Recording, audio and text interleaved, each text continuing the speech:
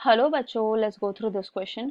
इस क्वेश्चन में हमें बोला गया है कि at what pH oxidation potential of water is 0.18 volt. मतलब हमारे पास ऑक्सीडेशन पोटेंशियल दी गई है वाटर की and we have to find out the pH of the solution.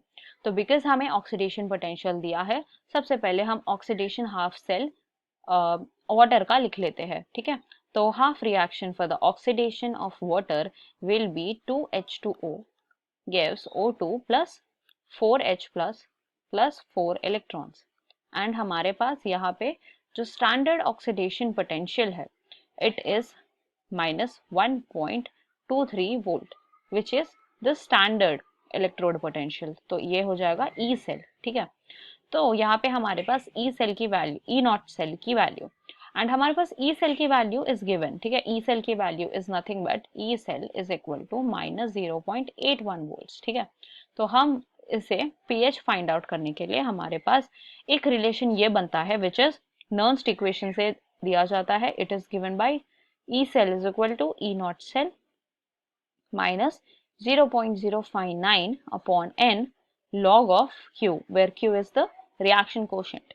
तो अगर हम ये सारे वैल्यूज इसमें सब्सटीट्यूट करते हैं तो we will get -0.81 is equal to -1.23 -0.059 upon n क्या होगा यहाँ पे, n will be 4, right, 4 यहाँ पे, okay, and we have log Q।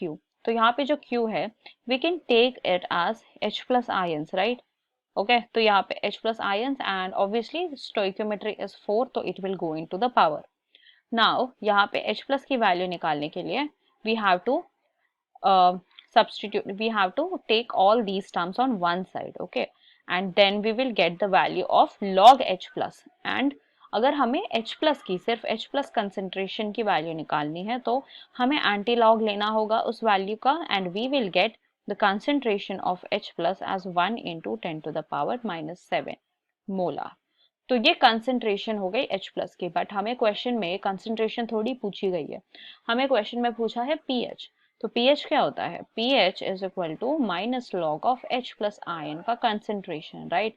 so this is how we will relate concentration to pH and we will find out the value of pH। तो pH हो जाएगा minus of log of 1 into 10 to the power -7।